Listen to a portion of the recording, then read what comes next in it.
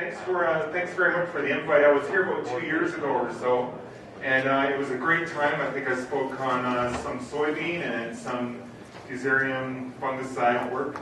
And so my agronomy program mainly is my research program involves corn, soybeans, and wheat, and I'm really interested in sustainable intensification of management or inputs for corn, soybeans, and wheat.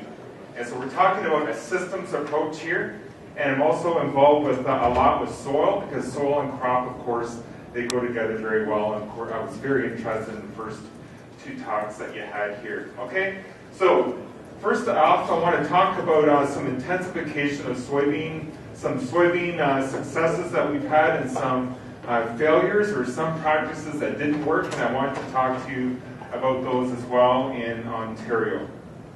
Okay, and so I should recognize my colleague or cohort, I guess, in the Ministry of Agriculture and Food. His name is Horst Bonner, and so Horst usually takes care of the field scale intensive work, and then I work with Horst, and he works with growers, and I usually do the intensive small plot kind of work as a part of the university. So it's the provincial staff working together with the university staff, and we really have a good synergy going on. And of course, I should recognize my sponsors here. So there's lots of sponsors with this project. My technicians here, and also there's a graduate student involved with this as well. So I have 3 or 4 graduate student openings in my program. And so if you know of anybody that's interested in doing their master's or PhD in work similar to this, more or less in the precision ag field, I have a few sponsorships open starting this spring. Okay, so many of you know or seen this guy before. His name is Kip Cullers, and he has a secret to growing the world record for soybean in the world, which is 160.6 bushel to the acre. And he says his recipe is using poultry manure, early planting, modest plant density, long varieties, overhead irrigation, and a whole bunch of other goodness here. So seed treatments, herbicides, fungicides, insecticides, foliar feeding. But the key here is plants with many nodes per pod. And so this is his key to soybean yields, to have plants that look like this at this quite significant plant density. Okay, so this is just not a soybean plant off by itself in the field. So he took this. I think a University of Illinois professor took this shot of one soybean plant amongst others in a soybean stand, and he had a pod number per node that looks something like that. Just incredible. Okay, so a few years ago, my colleague Horst and I, we went through some of the individual projects that we had, and we looked at planting dates, so an early planting versus late planting, and based on that study, we had, or a number of studies, we had 3.8 bushel yield gain, and we looked at tillage, so in a no-till situation, no-till versus maybe one pass with vertical tillage, with an RTS or something like that. This is after green corn, and we averaged about 1.8. And then inoculants, with and without inoculant. And so my part of the world, we have, like, soybeans are grown quite frequently in the rotation. Quite a few farmers or growers, they do not apply inoculants, but some do. So just based on this research data, we have, for ground that has been under soybean history, we do see a response to soybean inoculants. So 1.2 bushel to the acre, and that's just with and without inoculants, a whole array of studies. Cruiser Max seed treatment 1.9, so with and without seed treatment, and some separate experiments, seed treatment experiments 1.9. Foliar fungicides with and without foliar fungicides 2.2, and then extra fertilizer 0.7. And if we add this all up, like if we were to do all of these things, we achieve a higher soybean yield, close to 12 bushel to the acre, if all of these were additive, okay? So some of these could be synergistic, and so we could do maybe 1 or 2 of these and maybe result in a higher yield than just 1 plus 1. So it's not like a 1 plus 1 equals 2, it's a 1 plus 1 equals 3 or something like that. That's kind of a synergistic effect. So we set out a number of experiments to see if we can really add up the yield. And so we looked at this, and so there was something, about this, and so this maybe appear to be, just a minor accident, but we look at the whole perspective. Here's the truck over here, and so things could happen, that we don't expect, and that's one of the things that happened in this project as well. There's a few things that we did not expect, and I'd like to show you some of the results. And so these are some of the complex experiments that we set up. And so these are the small plot. So you have planting day with and without pre-tillage, and so no-till with and without vertical tillage, just an RTS with and without seed treatment, with and without phosphorus and potassium fertilizer, soil applied fertilizer, and then we have a number of foliar sprays, and then all these combinations results in 256 plots per location. And so we have 6 locations of this per year, so it really adds up. So this is what I did, what my group did, and then my cohort, he did the field scale stuff, and so he did 10 to 12 locations per year of just a few selected treatments. And so this is how some of our soybeans look like, and so this was our kind of intensive package here versus our non-intensive package. And right away we saw differences in soybean growth. So we saw this out in the field, of course, in the spring, and we thought, hey, this has got to translate into yield, okay? Because it's just so dramatic visual effect. And so we call this a SMART approach, and this stands for Strategic Management Adding Revenue Today. And this was our standard approach with kind of minimized inputs, okay? And so this is our results, and so this is the field scale results. And so untreated, and so no-till practice, no added inputs, 51.5 bushel to the acre. And then we have all of these inputs here, so the kitchen sink, and all of these inputs added about 4 bushel to the acre. And so, of course, the question is, how much do these input cost? And does 4.4 bushel pay for itself? And I'll get more to that in just a little bit later. So that spurred on a new study, a brand new study, and we called this SMART Project 2. And we looked at this in between 2011 and 2013. And this is how soybean yield is formed generally. So we have a fairly small arrow. This is in the vegetative growth. That was the picture that I showed you earlier. Massive differences, but really the yield formation does not occur during that time. And a major part of the yield formation is right during this flowering period, which occurs right around mid-July or so, in through August, when the seeds are filling up. This is when the majority of the yield is made. So the thing is that we cannot be deceived on how the beans look at this stage, because most of the yield is formed during that stage, okay? And so what we need to do is design experiments to look at, to see how we can change, how we can manage our crop to influence this part. And so that's the main part of SMART 2, okay? And so this is taken July 26th, and so we have a very thin canopy here.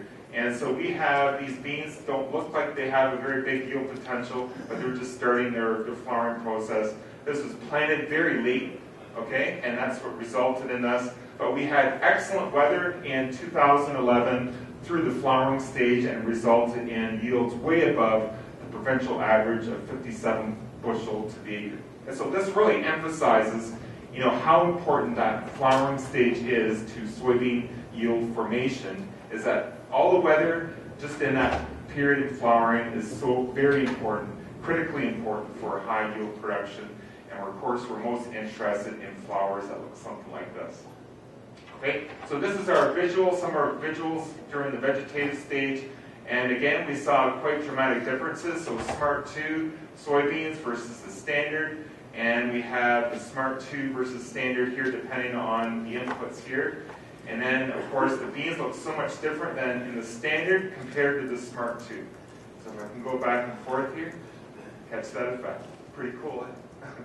So it looks like that. And so this is some of our numbers from the field scale work that we had. We had an adapted variety, and then we had a longer day variety here. And so our major objective is to plant a longer day variety in order to lengthen that seed fill period during those critical R stages.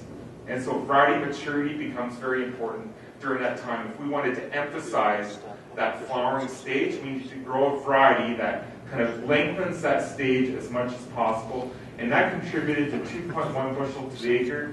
And so when we add all these different inputs to that longer day variety, we have another 4.9 bushel to the acre, which results in 7 bushel to the acre. And so in the soybean world, this is extremely significant, okay? 7 bushel to the acre response to management inputs is incredibly huge, okay? For corn and for wheat, it's not so big of a deal, but it's extremely difficult to increase the yield in soybeans due to management because so much of the soybean yield is dependent on the weather. So it really doesn't matter what you do to the soybean crop, a lot of it, most of the soybean yields is dependent on the weather that you get. And so 7 bushel response to input, so this is a management decision that produces 7 bushel yield response. So this is significant. But the question is, okay, how much did that cost, all those inputs cost? And so let's run through it again. And so longer day variety, we ended up with a profit of $25 extra. So we have a 2.1 bushel gain at $12 a bushel, that's about 25. And then we have the different inputs here. So longer day variety puts inputs, 4.9 bushel gain, $59 an acre. And then we have these inputs, so seed treatment, inoculant, seeding rate costs quite a bit, starter fertilizer, $15 an acre, and ammonium sulfate and some nitrogen, $35, and this resulted in a loss of $81 an acre. So 7 bushel to the acre response, but with all these inputs resulted in a loss of $81 an acre, okay? And so the main question is, okay, what can we do? Which inputs are the most important? And we can identify that with these small plot trials. And these are the trials right here that my group arranged and my graduate student worked on for the past 3 years or so. So we have 6 location years. We have a number of different varieties here. And so this was, we were just looking down one of the reps here, and this is a short season variety, or I should say a full season variety. And these other green areas here, these are other varieties, but they are longer season variety than what we would recommend for this area. Okay? And so we have, in this part of the world, we have, in Bridgetown, we have 3,200 corn heat units, and so this variety is a 3,400 heat unit variety here. So it's a little bit longer variety than what is recommended, but we wanted to see if these inputs responded differently on these longer season varieties, because again, those varieties are really making that seed filtration much longer than normal season variety would, so the yield potential will be higher. So we have differences between untreated and a foliar fungicide, so just some downy mildew infestation 14 days after application. And then nitrogen plus fungicide on this side, plus with untreated check on this side, just dramatic visual differences again. And again, in this past year, we had a fairly cold spring, cold soils, and this resulted in significant, I suppose, stunting of the beans compared to where we applied nitrogen fertilizer on the soybeans. It's just tremendous growth differences. Like these soybeans are about half the height as these right here. See some corn residue on the soil surface, so solar radiation is being lost here. And so we were thinking, this is the year for nitrogen application for soybeans because it really had a dramatic effect on the crop growth. Okay, and then we have differences in variety maturity as well. So this is an extra long season variety compared to a full season for the area. You can see this dramatic difference here because this soybean, the seeds are still filling here. The physiological maturity has already reached in those soybeans right here, so they're done. Okay, and so we would expect maybe that our inputs, our extra inputs, would be more responsive here compared to a variety here. So we wanted to test that out as well. And so it did translate into a little bit delayed maturity or a harvest date. So this is one variety here, but intensive inputs with nitrogen plus fungicide on this side versus untreated check, and it did lengthen the seed fill period just a little bit of these inputs here. Okay, so you might say, well, I want this condition because I want to harvest my beans early before maybe inclement weather happens, or you maybe want to plant some winter wheat or something like that, or a cover crop in this scenario. You don't want this, but we're looking at intensifying inputs to generate the highest soybean possible. And once we can figure that out, whether this is responsive or not, then we can fine-tune our system if we wanted to, do something after a soybean crop, or just plant, a few fields into this treatment versus this field, so on and so forth. So we wanted to see how these varieties adapted. So here we have two locations here. So we looked at the adapted variety versus a long season variety here. And so this is our normal application package here, and this is our intensive package. So we have about a 4 bushel yield gain here, and we saw the same thing with our long season variety here.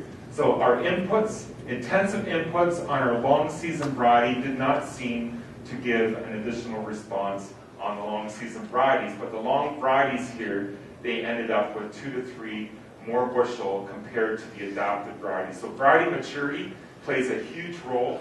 And in my part of the world in Ontario, we're rethinking, we can grow extra long season soybean varieties and get that little bump in yield, but unfortunately, because we plant a lot of winter wheat in our area as well, that means our winter wheat's going to be planted quite a bit later. And so we take away from the wheat if we want to add to the soybeans.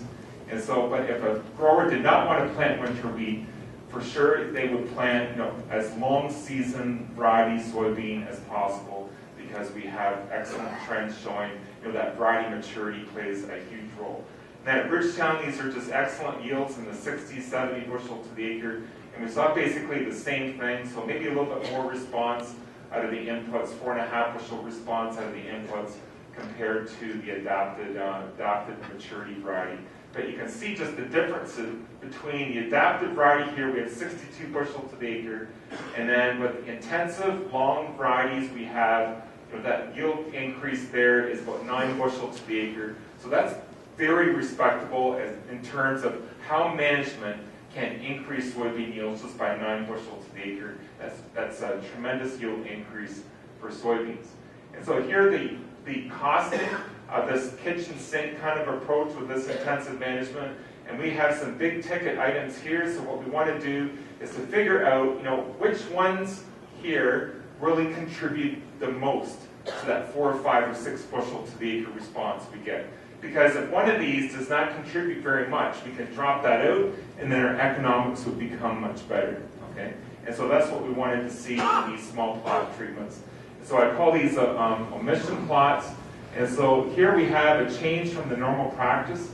So normal practice here, so this is very important to understand in order to understand this omission plot. So the normal practice is 165,000 plants per acre, no fungicide and no fertilizer nitrogen. That's what we call a normal practice. Okay?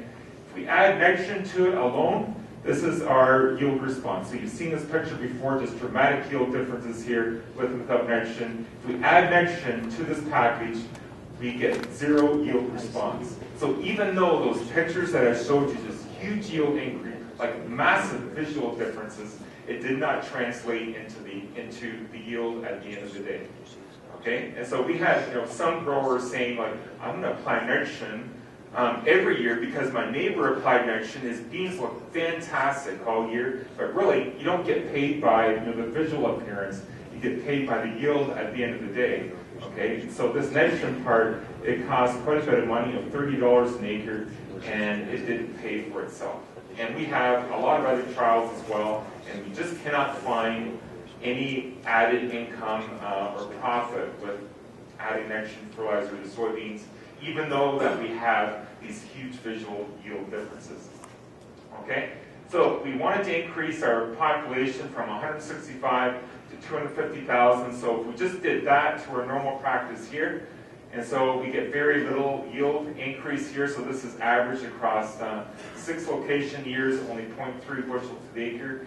And then with and without fungicide, so that's the only thing that we do to this normal package here, we get a yield increase about 1.2 bushel to the acre. So this is a little bit less in this study. This is a little bit less than what we'd expect from a foliar fungicide. And so a lot of our trials, we've seen on average about 2 bushel yield response to a fungicide, but in these trials right here, it just so happens that we averaged around 1 bushel to the acre.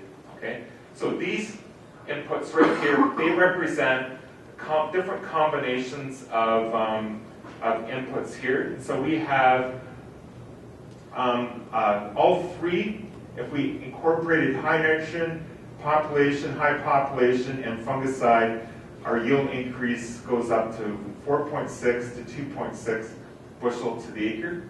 Okay, but if we just dropped out nitrogen in this case, our yield just goes down by 1 bushel to the acre if we drop nitrogen out of this package. So some of these factors, some of these inputs work together. They work together to form this 4.6 bushel to the acre, but when we drop out nitrogen, high population of fungicide resulted in, at Ridgetown at least, a 3.6 bushel to the acre difference. So when we drop nitrogen, it only yield dropped a bushel per acre, but that also dropped our cost down by $30 an acre if we took that nitrogen component out. So that really underlines the insignificance that our nitrogen fertilizer played in that case. And then we dropped out the high population, and when we drop out the high population, our yield goes down about 2 bushel to the acre. So high population was important in this study. And then if we drop out the fungicide part, our yield just goes down by 1 bushel, or goes up by 1 bushel per acre compared to the normal package here. So I realize that this table might be a little bit difficult to understand, but when we drop out the fungicide here, our yield increased with nitrogen and a high population. This is a $60 treatment, and it's only bringing around a bushel to the acre to the table. Okay, and so that really underlines the importance of fungicide in that case. Question back here. What was the high population? 250,000. Okay, thanks. And so that's their seeding rate, and so our actual plant stand was about 10% less than that. Okay, and I'll talk a little bit more about plant population in a second. So nitrogen high plant population, this is what really decreased our yield. So this is my graduate student here. These beans are not 6 feet tall. He's down on his knees, so I have to come clean up on that. So he is down on one knee, but you can see like this plot is lodged right here. And so that really takes away, we think that really takes away from our yield potential on some of our treatments here. So nitrogen plus high population really contributes that. And these are all the varieties that we tested. This is a percent lodging at our standard population. When we increase our population, see what happens to our lodging here. So this is lodging during or right before harvest. And then when we add nitrogen to this, to the high population, our lodging increases significantly. Like 93% lodging, those beans are flat at harvest. And you can see, like you can imagine what effect that would have on the yield potential of that crop because it destroys much of that canopy architecture. So that definitely plays a role in that. If we had to decide to redesign this experiment, probably we would not go to a high population. We might go with a lower population here just to see if we can get those beans to stand during high intensive input applications. Okay, so lodging was an issue in this case as well. But if we focus on this right here, so high population and fungicide really seems to be the key to maintaining yields above the standard. So 3.6 to 1.7 bushel to the acre over the normal population.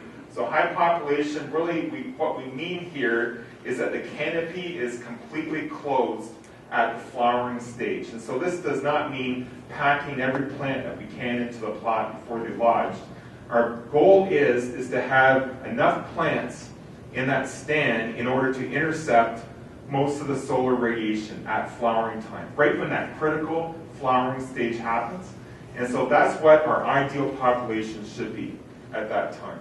And so we can do that by manipulate that a little bit by row width and whatnot, but we need to have a sufficient population in order to intercept most of that solar radiation when flowering starts at R1 or R2.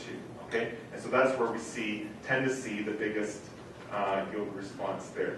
And so we found, my colleague Horst and I, we've done hundreds of trials in Ontario, and we looked at a number of different inputs, and we come up with this, what we call a word cloud. And if you've never heard this before, is that I'm going to show you some titles on the screen, and the bigger the title is, the more impact it has on our soybean yield. So this is like a huge summary from our work in the past 10 years on impact of soybean yields in Ontario. And I've got a few little data points to show with some of these. So planting date, we're going to go through about 12 of them or so. This is kind of like the conclusion slide. And so planting date, we've seen in our trials, we've seen quite a significant difference of planting date. So 5.4 bushel to the acre over 30 days. This is critical for soybean yields. High soybean yields is to have an early planting date. And believe it or not, soybeans can withstand more frost at emergence than corn can. Soybeans have a lower freezing point than corn does, and soybeans can withstand a little bit cooler temperature than corn does. We've seen soybeans frozen in the ground and before they were merged, and the crop was just fine. We thought it was going to be a replant situation. So a lot of growers in Ontario, they're now thinking, well, we need to get our corn planting equipment as big as possible, right? Get that done as fast as possible because we need to get the soybeans in the ground as fast as possible. So the big news, when I was a student in college, they were saying, a bushel per acre per day, that's what you lose in corn. And it was corn planting date, extremely sensitive, okay? For high corn yields, you need to plant early. For soybean yields, it's just as important as corn, and we've seen that in our trials just over the past decade or so. So 0.5% loss per day, and that is exactly the same it is in corn as well.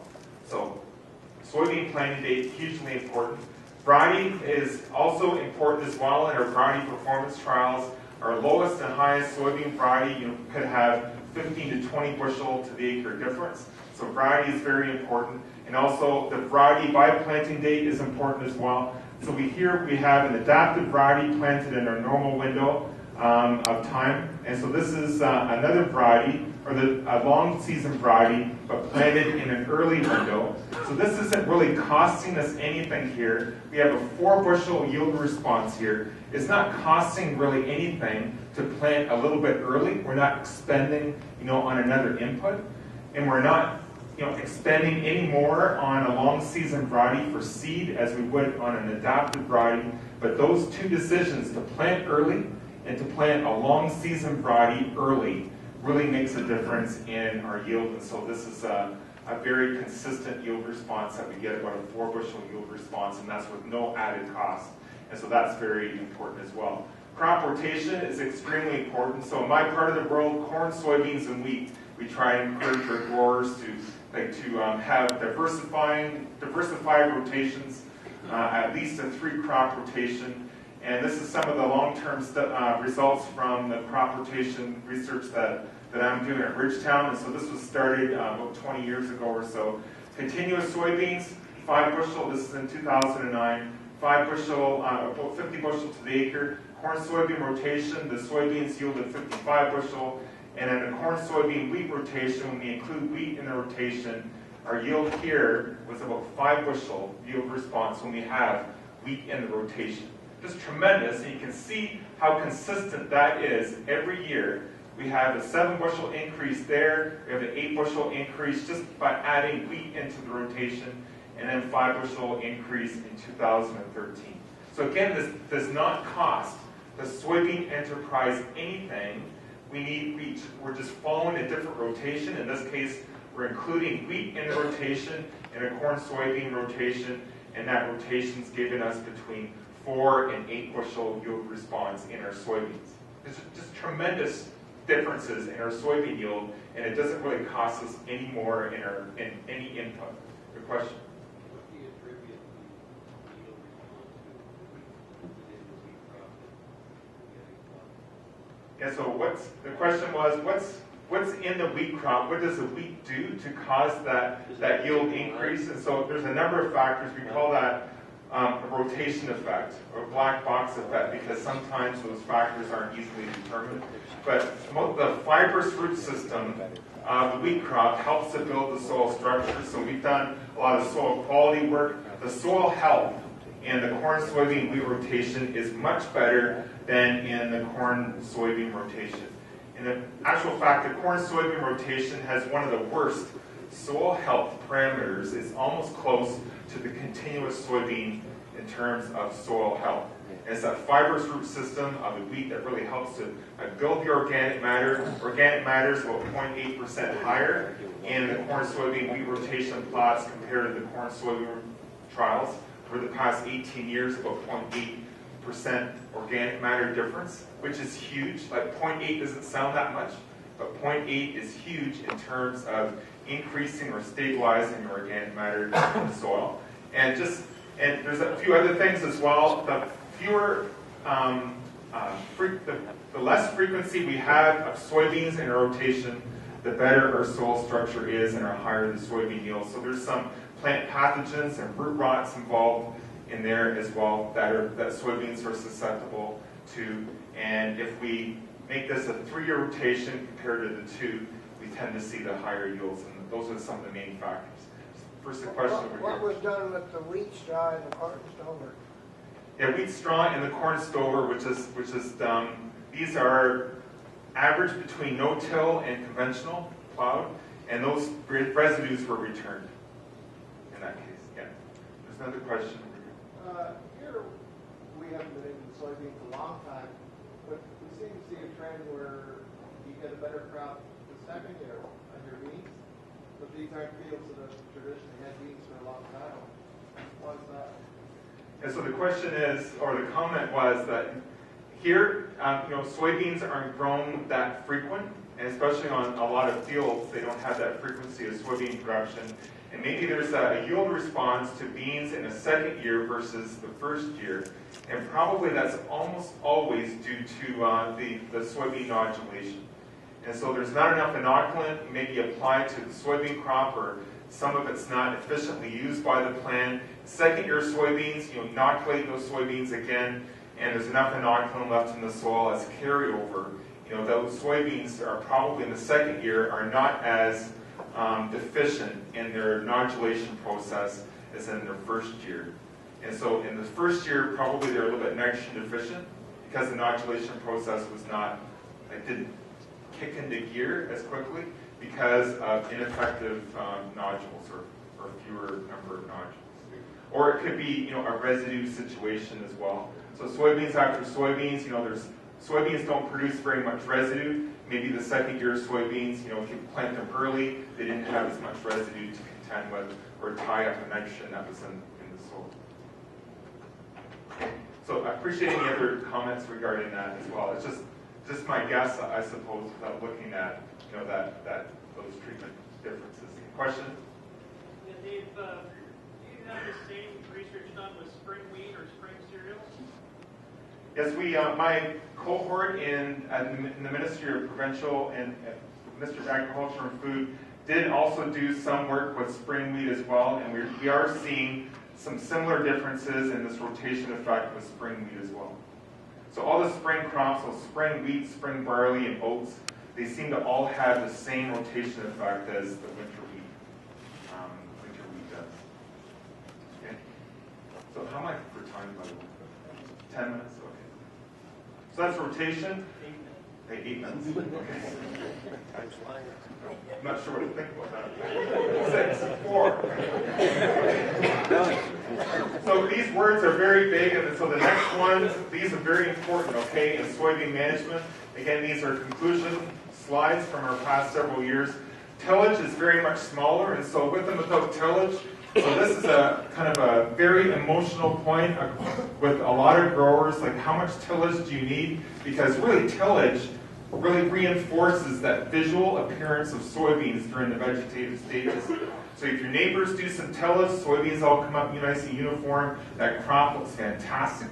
But it looks fantastic vegetatively, which might not have a huge effect on the yield. And it does show in our trial data as well. So tillage responses vary. There's a lot of tillage differences between no-till and intensive tillage. It's like a plow situation. And they vary from a lot of zeros, to 2 bushel to the acre at the most.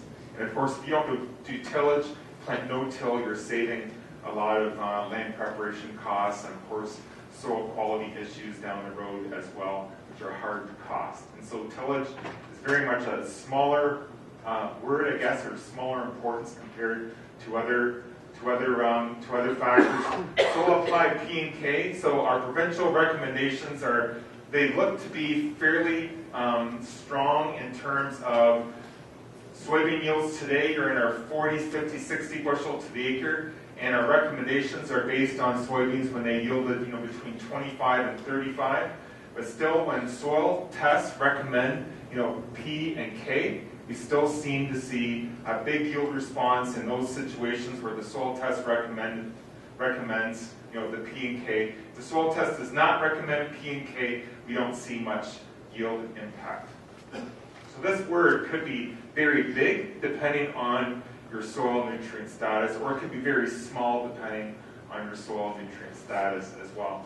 So the planter type, so we've done a lot of studies looking at row unit type planters versus drills, and our planter type, very consistent yields between 1.5 to 2 bushels more than a drilled soybean crop does, and that's because of the plant-to-plant uniformity. That's the main factor responsible for those added yield increases just with a row unit planter versus a drill. So that's something to look into.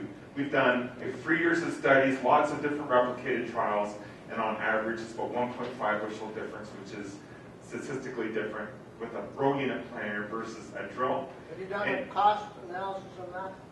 A cost analysis would depend largely on the equipment that you're thinking about.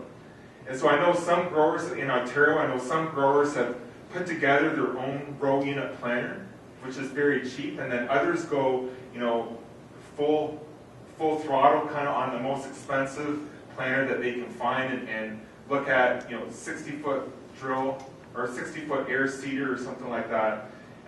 Row unit planter could cost $150,000. So it really depends on the planter you're using. But the yield response, about 1.5 bushel to the acre, then you have to work out the cost associated with that for yourself. This is depending on what your machinery goals are. The population does not have a huge effect if you have an annual plant stand. So that's a fairly small word. And then we have inoculation and seed treatment. And so these could be very large words, right? Very important to the soybean production system. Of course, if you're in first year soybeans, inoculant could be the biggest word here out of them all, because inoculant would be very important. If you have an insect issue, soybean aphids or whatnot, seed treatment could be or any soil insect seed treatment could be a fairly large word as well. But on average, our plots over hundreds of trials, about 2 bushel to the acre on a seed treatment. And foliar fungicide, about 2.1 bushel to the acre. That's what our average is across the hundreds of trials that we've done. And so I just want to show some recent fungicide data here. So this is untreated Czech, so this is just last year. Then we tried this foliar fertilizer. It's called KP+. It's marketed by NutraAg. And so they were promoting, NutraAg was promoting application of this foliar product on the R stages. And so this nicely paid for itself. This is one location, at another location with similar results as well. Headline resulted in about a 3 to 4 bushel yield response in this case. And then when we combine headline and KP+, again, the KP+ just paid for itself nicely. And this is BSF's new fungicide. It's called Priaxor. And it's yielding very consistently 1 to 2 bushels more than the headline fungicide is, which is very encouraging. Again, to get 1 bushel more out of soybeans is incredible. And then when we added KP+ to that, there was no yield difference compared to the Priaxor itself. And this was applied at R2.5. And so this is R2. So R2 is full flowering. So this is very important to note, the growth stages. If we want to modify, do treatments in soybeans at the R stages, we need to figure out and standardize ourselves what these R stages mean. Okay? And so this is very important for growers and agribusinesses to follow. And so R2 for soybeans is when there's a flower on one of the 2 upper nodes. R3 is when there's a pod 3/16 of an inch long on one of the 4 upper nodes, and R4 is when there's a pod at least 3/4 of an inch long on one of the 4 upper nodes. So R2, R3, and R4. And it's just very interesting to note that in our timing study, we applied a fungicide here, which resulted in these quite significant yield increases. But when we applied at R4, we did not get those same yield responses. And this is at Ridgetown in 2013. And at Exeter, at another station, we had the same trials and different timings. And R4 timing here, again, did not result in very big yield increases over the untreated chet. So this is very interesting. So in all of our trials that we've done in our SMART trials, the chemical companies told us, hey, you've got to apply at R3 or even a little bit later than R3, between R3 and R4. But in these timing trials, we were looking at R2.5 versus, sorry, there we go. So R2.5, this is early compared to our previous trials in our agronomic work. Our chemical companies, the chemical companies representatives said, hey, you got to apply between R3 and R4. But they also tell me, after seeing this data, that these results that they have, the recommendations are based on US data. And so we're thinking that in Ontario, at least, maybe this timing should be a little bit earlier, and maybe we can see a bigger response to fungicide. So this is brand new information, so we're going to try to, we've got some dollars, BSF is contributing quite a bit of dollars to look at this timing effect in this year and probably next year as well. So these are the results that you've seen right there. And then foliar insecticide, of course, depending on whether or not you have insects or not. And so this word is relatively small. And then foliar P and K, this very small word right here. And a lot of our studies, we showed absolutely no yield effect in these SMART trials. And so this is a kitchen sink study that we looked at. These are the yields. So all those factors included 66 to 59. And we add foliar nitrogen to the R stages, no yield increase. And we add 316-16, no yield increases again. And this is averaged over 6 location years. So we're not too excited about foliar P and K. And so that's why that word is very small. And you might just kind of, this is small on purpose, and that is nitrogen. So that's our nitrogen that we applied. And even though that has big visual, very small word, and it didn't have very much effect. Okay? So any questions?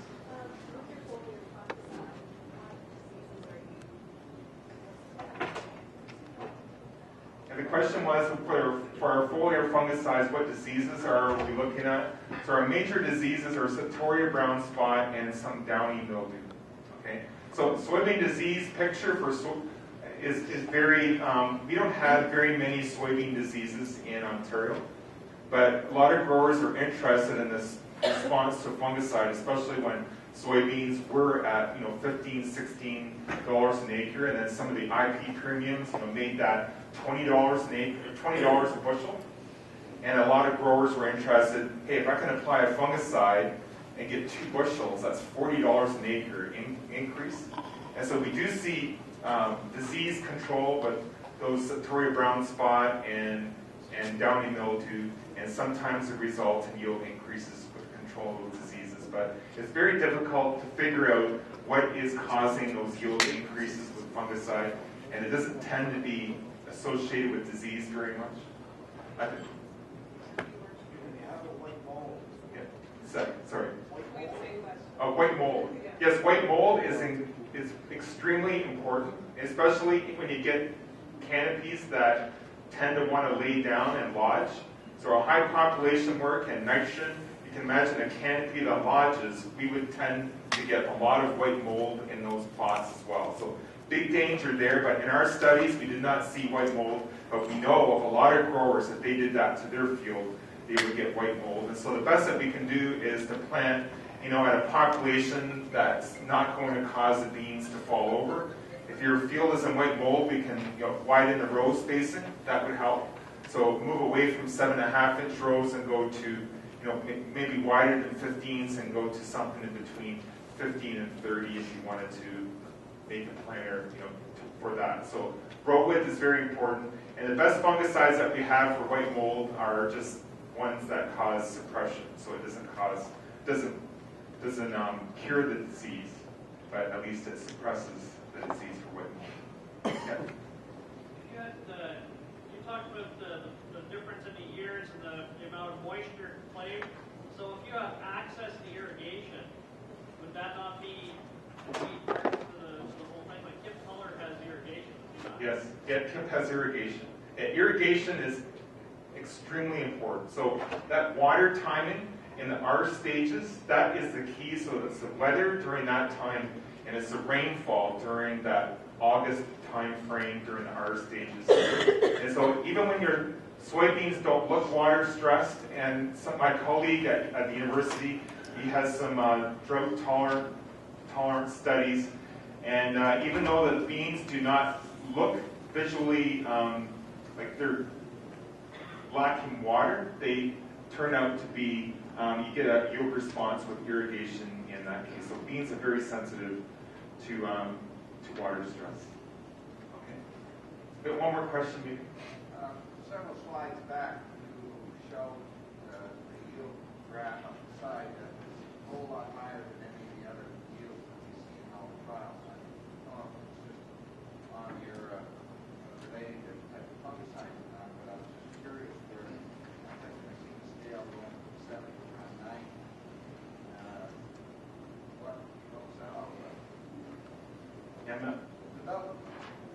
so your question is, what is causing this? Well, Or is that?